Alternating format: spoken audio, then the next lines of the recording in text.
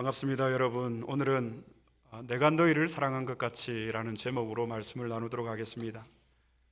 미국의 침례교단의 존 파이프 목사님이라는 분이 있습니다. 그분의 책 중에 하나님을 기뻐하라는 책의 내용에 보면 이런 내용이 있습니다. 한 사람의 영혼의 가치는 그가 사랑하는 대상을 보면 알 수 있다고 했습니다. 한 사람의 영혼의 가치는 그가 무엇을 사랑하는지를 보면 알 수 있다는 말입니다. 우리는 무엇을 사랑하고 있습니까? 돈입니까? 쾌락입니까? 사람들에게 인기입니까? 아니면 명예입니까? 여러분, 내가 사랑하는 것들 그 속에는 우리가 알아야 할 사실은 반드시 숨길 수 없는 나의 가치가 들어있다는 것입니다. 성경이 말하는 사랑은 무조건적인 사랑입니다. 이것을 다른 말로 아가페 사랑이라고 합니다. 우리 모두가 이 사랑을 이미 받았습니다.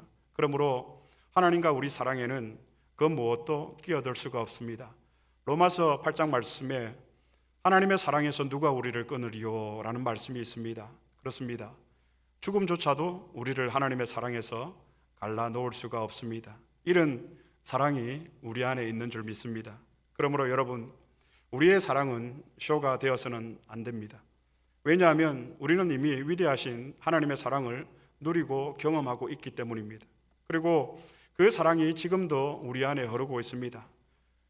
저도 자식이 되고 그리고 부모가 되고서 느끼는 것이 있습니다. 여러분, 내리사랑이라는 말이 있습니다. 아랫사람에 대한 윗사람의 사랑입니다. 특히 자녀에 대한 부모의 사랑을 가리키는 말이기도 합니다. 여러분, 사랑은 내가 사랑을 받지 못하면 사랑하기가 참 어렵습니다. 내가 사랑을 경험하지 못하고 내가 받지 못한 사랑을 한다는 것은 정말 어려운 일입니다.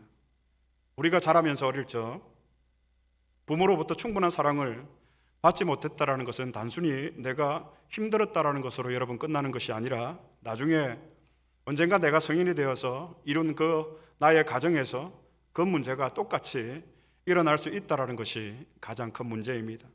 사랑에는 그런 속성이 있습니다.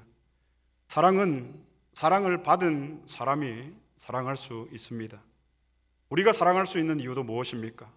이미 하나님의 그 사랑을, 무한하신 그 사랑을 우리가 받았기 때문입니다. 여러분, 사람은 진짜와 가짜를 구분합니다. 우리는 가짜를 알고 진짜를 알고 진심인 것과 진심이 아닌 것을 구분할 수 있습니다. 우리가 식당을 가서 20불짜리 음식을 먹어도 그 음식에 음식 만드는 사람의 진심이 느껴지면 어떻게 합니까? 다음에 또 그 식당을 찾아갑니다. 그러나 음식을 만드는 사람의 진심이 느껴지지 않으면 두 번 다시는 그 식당에 가지 않습니다. 하지만 주인만 모르는 거예요. 왜 우리 가게에는 이렇게 손님이 없을까? 그래서 여러분에게 부탁드립니다. 우리 교회에 새 가족이 오면 진심으로 대해주시기를 부탁드립니다. 우리의 관계도 마찬가지입니다. 우리가 실수를 하고 때론 화를 내기도 하지만 그러나 그 안에 진심이 있으면, 거짓되지 않는 사랑이 우리 안에 있으면 그 관계는 지속되고 오히려 이런 갈등과 어려움을 통해서 그 관계는 더욱더 깊어지고 개선될 수가 있습니다. 바울은 신약의 절반 이상의 성경을 기록을 했지만 그는 아주 예민하고 날카로운 사람이었습니다. 우리가 알다시피 바울과 바나바가 1차 전도 선교 여행을 떠납니다. 그때 누가 동행을 합니까? 마가 요한이라는 사람이 바울과 바나바와 함께 선교 여행을 하다가 중간에 그만 이 요한이라는 사람이 포기하고 돌아가게 됩니다. 이 일로 바울과 바나바는 심하게 다투게 됩니다. 그리고 그 일 때문에 선교팀은 두 팀으로 갈라지게 됩니다. 바울은 어쩌면 자신의 이런 실패담을 이야기하면서 로마서 12장에서 이렇게 이야기합니다. 성경을 한번 찾아보겠습니다. 로마서 12장 10절입니다. 제가 봉독해 드리겠습니다. 형제를 사랑하여 서로 우애하고 존경하기를 서로 먼저 하며. 여러분, 우리의 목표보다 개인적인 목적보다 더 중요한 것이 있는데 그것은 바로 형제를 사랑하고 형제를 어떻게 하는 것이죠, 여러분? 존경하는 것입니다. 여러분은 어떤 사람을 만나든지 그 사람을 존중하고 하나님 대하듯 하시기를 바랍니다. 그러나 여러분, 사람을 존중하지 존경하지 않는 사람은 자신도 늘 어려운 삶을 살아갈 수밖에 없습니다. 왜 그럴까요? 왜냐하면 다른 사람도 나를 존경하지 않기 때문입니다. 사람을 존중하고 주변에 있는 사람들을 소중히 여기는 우리 안디옥 공동체가 되기를 바랍니다. 예수님의 제자 중에 가룟 유다는 예수님이 주신 떡 한 조각을 받고 한밤중에 밖으로 나가버립니다. 결국 유다는 여러분, 가룟 유다는 마음을 돌이키지 못하고 예수님을 떠나갔습니다. 제자에게 배신당한 스승의 마음, 여러분 헤아릴 수가 있겠습니까? 그때 주님의 마음이 어땠을까요? 원통하기도 하고 억울하기도 하고 분하기도 하고 또 창피하기도 하지 않았을까요? 어쨌든 예수님의 마음이 몹시 좋지 않았을 것입니다. 제자에게 배신당한 그 스승의 마음. 그런데 우리 주님은 이 일이 있고 이렇게 말씀하십니다. 요한복음 13장 31절의 말씀을 다 함께 찾아보겠습니다. 다 함께 봉독하시겠습니다. 그가 나간 후에 예수께서 이르시되 지금 인자가 영광을 받고 하나님도 인자로 말미암아 영광을 받으셨도다. 그가 나간 후에, 유다가 나간 후에 인자가 영광을 받고 하나님도 인자로 말미암아 영광을 받으셨도다. 제자에게 배신당하고 예수님은 이렇게 말합니다. 나는 영광을 받았다고 이야기를 합니다. 그리고 하나님도 인자로 나로 말미암아 영광을 받으셨다라고 이야기하고 있습니다. 여러분, 흔히 영광이라고 하면 내가 높임을 받고 그렇잖아요. 칭찬을 받고 나면 영광입니다 이렇게 이야기를 합니다. 지금 예수님께서 이 영광이라고 이야기해도 되는 상황입니까? 그런데 예수님은 영광을 받으셨고 하나님도 인자로 나로 말미암아 영광을 받으셨다고 이야기하고 있는데, 여러분 냉정하게 한번 생각을 해보시기를 바랍니다. 제자 유다의 배신과 하나님의 영광, 이게 연결이 됩니까 여러분? 요한복음에서는 예수님을 보내심을 받은 자라고 표현하고 소개하고 있습니다. 보내심을 받은 자, 수동의 의미죠. 그러면 보냄을 받았다라는 말은 어떤 의미가 있죠 여러분? 보내시는 분이 있다라는 말입니다. 그런데 여러분, 보낼 때에는 그냥 보내지 않습니다. 보내는 목적이 분명히 있다라는 말입니다. 우리가 이것을 소명이라고 말합니다. 그러니까 예수님이 영광을 받으셨고 하나님도 예수님 때문에 영광을 받으셨다라는 이 영광은 보냄을 받은 자가 보내신 분이 맡기신 그 소명을 온전히 이루었다라는 뜻입니다.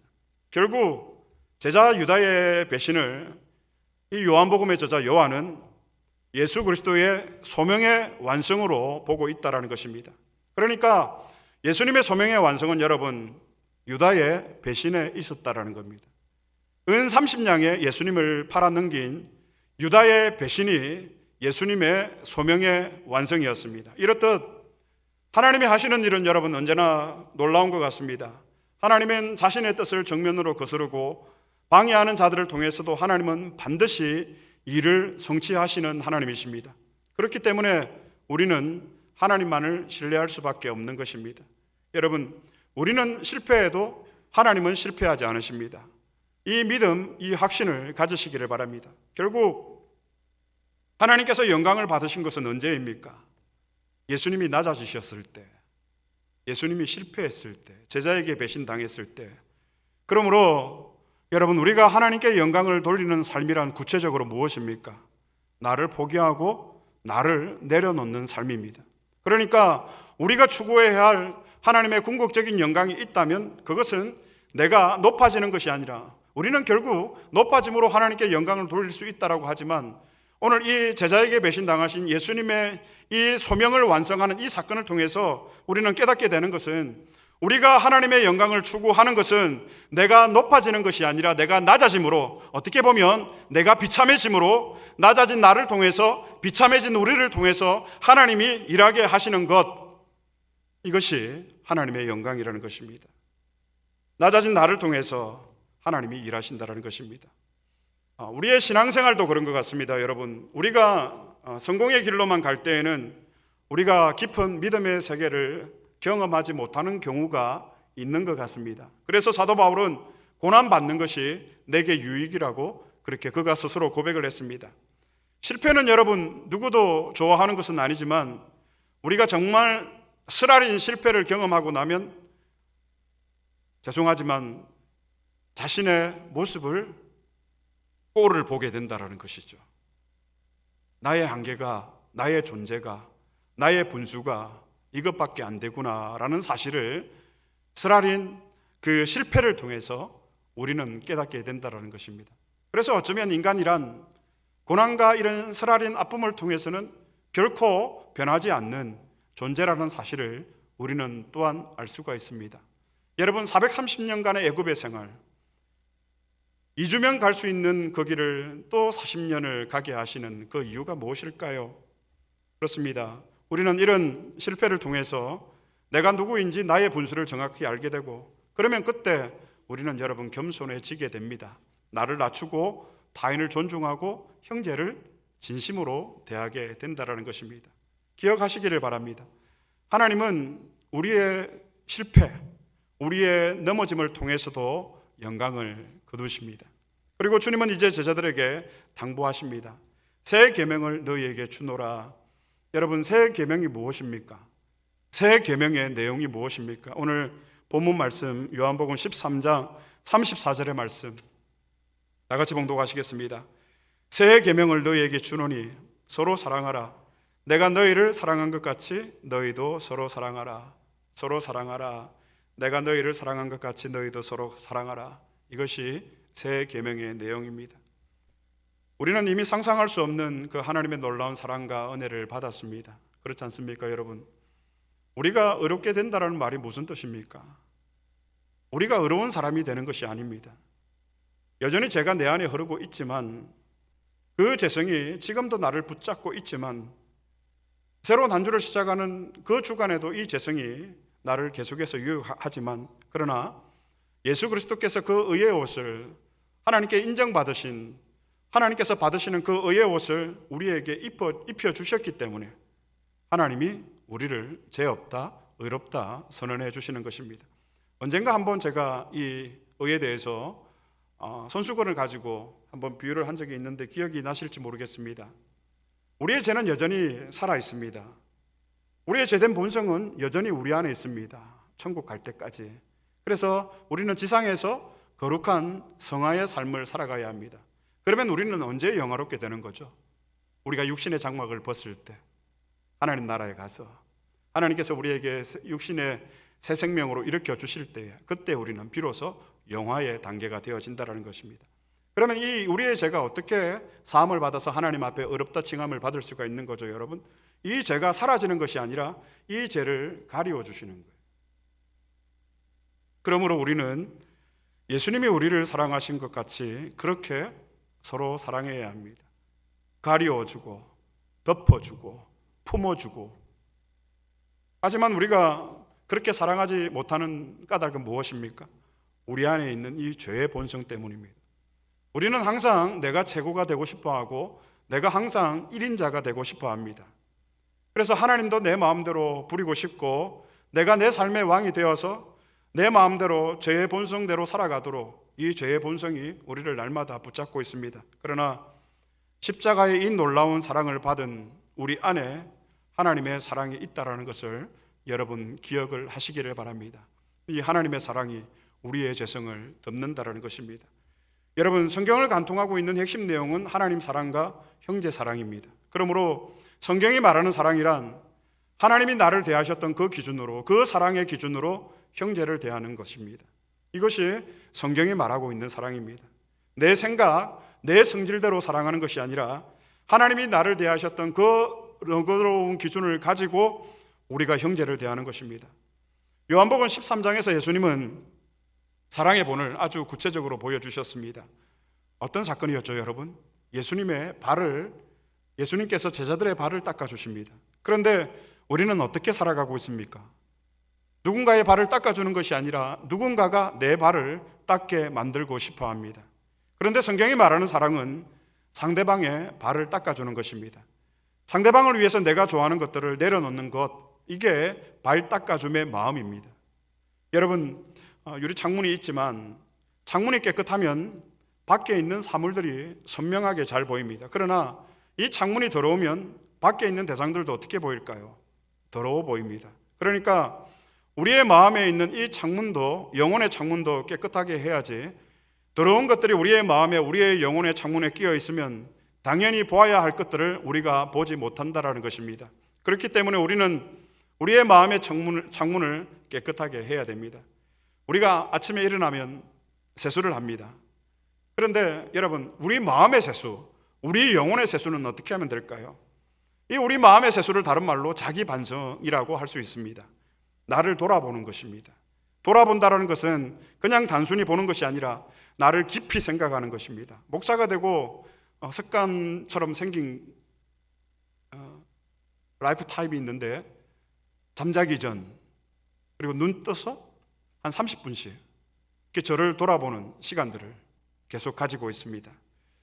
정직하게 진실하게 살아가고 있는가, 하나님의 임재 가운데서 살아가고 있는가, 그리스도인으로서 부끄럽지 않은 삶을 살아가고 있는가, 그렇게 깊이 생각해 보고 있습니다.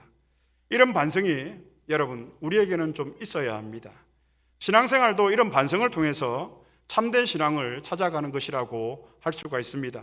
그러면 하나님 앞에서 자신을 돌아보는 방편이 무엇일까요, 여러분? 오늘 우리 정장로님도 기도하셨지만 말씀과 기도입니다. 신자에게, 교인에게 말씀과 기도는 하나님과 나를 연결시켜주는, 접속시켜주는 통로가 됩니다. 무엇이요? 말씀과 기도입니다. 여러분, 우리는 어쩌면 본능적으로 내 생각과 내 마음으로 세상을 보고 사람을 봅니다. 그래서 사람을 우리는 함부로 정죄하기도 하고 함부로 판단을 하기도 합니다. 내 생각과 내 마음으로 바라보기 때문에. 그러나 신자는 하나님의 말씀과 기도를 통해서 우리의 마음에 얻고자 하는 마음은 어떤 마음입니까? 하나님의 마음입니다. 그리고 예수님의 시선입니다. 세상을 보고 사람을 바라보는 마음이 하나님의 마음이요, 예수님의 시선으로 세상을 보고 우리의 형제를 바라보아야 한다는 것입니다. 무엇으로요? 말씀과 기도를 통해서 하나님의 마음을 가지는 저와 여러분이 될 수 있기를 바랍니다. 그런데 이 마음이 영혼이 깨끗하지 못하고 더러워진 사람은 마땅히 보아야 할 것을 보지 못한다는 사실을 여러분 기억하시고, 우리가 하나님의 말씀과 기도로 우리의 마음과 우리의 영혼의 거울을, 창문을 깨끗하게 하실 수 있기를 바랍니다. 요한복음은 보면 1장에서 12장까지 예수님께서 많은 표적을, 기적을, 사인이라고 하죠, 행하셨습니다. 그런데 그렇게 많은 예수님께서 표적을 행하셨는데도 불구하고 사람들은 예수님을 믿지 않습니다. 왜 예수님을 믿지 않았을까요? 예수님은 그들이 예수님이 행하신 표적을 보고도 예수님을 따르지 않고 믿지 않는 이유에 대해서 정확하게 말씀해 주십니다. 요한복음 12장 43절입니다. 다 같이 봉독하시겠습니다. 그들은 사람의 영광을 하나님의 영광보다 더 사랑하였더라. 그렇기 때문에 예수님께서 수많은 표적을 행하셨지만 사람들은 예수님을 믿지 않았습니다. 왜냐하면 사람의 영광을 하나님의 영광보다 더 사랑했기 때문입니다. 이 말은 사람의 영광을 구하고 사람의 영광을 더 사랑했다라는 말은 당시 사람들이 하나님이 아닌 사람 앞에서 살았다라는 것입니다. 여러분, 우리가 주의해야 할 것은 저 사람 참 인간적이다, 사람 좋다, 이 말을 우리가 주의해야 합니다. 그 사람이 사람의 영광을 하나님의 영광보다 더 사랑하는 사람일 수가 있다는 것입니다. 사람 앞에서 목회하고 사람 앞에서 설교하고 사람 앞에서 기도하고 사람 의식에서 교회 봉사하고 하는 것은 사람의 영광을 하나님의 영광보다 더 사랑하는 것입니다. 이것은 위선이고 가식입니다. 우리는 종종 하나님의 임재를 거부할 때가 있습니다. 하나님을 부르고 찾지 않을 때가 있습니다. 언제죠? 내가 재짓고 있는 현장 가운데서는 우리는 여기에는 하나님이 계시지 않는다라고 단정짓고 우리는 죄를 범합니다. 그곳 가운데서는 하나님의 임재를 강력하게 요구할 수 없습니다. 하나님, 내 마음 가운데 오셔서 나와 동행하시고 나를 다스려 주시고 나를 통치하여 주옵소서, 그런 간절한 기도의 고백을 죄의 현장에서는 여러분 올려드릴 수 없다라는 것입니다. 그래서 우리는 여러분, 그 마음이 우리 가운데 자리 잡게 되면 하나님의 임재를 내가 거부하게 되면, 하나님과 동행하고 하나님과 함께 사는 것을 내가 거부하면 그때부터 사람들을 의식하게 됩니다. 사람의 눈에 들기 위해서, 사람의 호감을 사기 위해서 내 마음에도 없는 말과 행동을 그때부터 하게 됩니다. 물론 우리는 사람 앞에서도 진실해야 됩니다. 하지만 여러분, 우리에게는 더 중요한 것이 있습니다. 그것은 하나님 앞에서 우리가 살아가는 것입니다. 이게 우리에게 주어진, 저와 여러분에게 주어진 과제입니다. 요한복음 13장에서 예수님은 제자들에게 이제 어떻게 살아야 하는지를 구체적으로 가르쳐 주십니다. 예수님의 제자 교육의 첫 번째가 무엇이었습니까, 여러분? 제자들의 발 닦아 주시는 것이었습니다. 요한복음 13장에서 예수님은 이 사랑의 본을 세 계명, 내가 너희를 사랑한 것 같이 너희도 사랑하라는 이 사랑의 본을 구체적으로 보여주십니다. 제자들의 발을 닦아주심으로 말입니다. 그런데 우리는 어떻습니까? 누군가가 내 발을 닦게 만들고 싶어 합니다. 그런데 성경이 말하는 사랑은 상대방의 발을 닦아주는 것입니다. 결국 이 발 닦아줌의 마음은 상대방을 위해서 내가 좋아하는 것을 포기하고 희생하고 내려놓는 것입니다. 그렇게 예수님이 우리에게 보여주신 사랑은 타인에 대한 철저한 배려와 존경의 마음입니다. 말씀을 맺겠습니다. 여러분, 사람들이 죽음 앞에서 후회하는 세 가지가 있다고 합니다. 첫 번째 후회는 더 베풀지 못한 것을 후회한다고 합니다. 여러분, 기회 있을 때마다 많이 베푸시기를 바랍니다. 나에게 가진 것이 있다면 그것은 내 것이 아니라 하나님의 것임을 알고 하나님의 이름으로 여러분 베푸시기를 바랍니다. 두 번째는 내가 참지 못한 것을 후회한다고 합니다. 부부간에 참으시기를 바랍니다. 가족 안에서 참으시기를 바랍니다. 우리 교회 공동체 안에서 여러분 참으시기를 바랍니다. 그리고 마지막 세 번째로 후회한다는 것은 더 사랑하지 못한 것을 후회한다라고 합니다. 부부간에 더 사랑하시기를 바랍니다. 가족 안에서 부모와 자녀가 더 사랑하시기를 바랍니다. 무엇보다도 우리 교회 공동체 안에서 그리스도가 교회 머리 되시고 주인 되시는 그리스도의 몸으로 부름받은 우리 한 지체 된 우리 안에서 여러분 정말 원 없이 후회 없이 사랑하시기를 바랍니다. 어떤 것을 후회하죠, 여러분? 베풀지 못한 것, 참지 못한 것, 사랑하지 못한 것이라고 합니다. 앞으로 우리에게 얼마의 시간이 허락될지 저는 알지 못합니다. 언제 우리가 하나님 앞에 설지, 하나님께서 우리를 언제 부르실지 우리 중에 아는 사람은 아무도 없습니다. 그러나 하나님이 우리를 부르실 때까지 후회 없이 베풀고 후회 없이 존경하고 후회 없이 사랑하시기를 바랍니다. 무엇보다도 여러분, 주님이 나를 대하셨던 것처럼 하나님이 나를 긍휼히 여겨주셨던 그 기준으로 형제를 대하고 형제를 존경하시기를 바랍니다. 이게 예수 믿는 사람들의 사랑의 방식입니다. 제가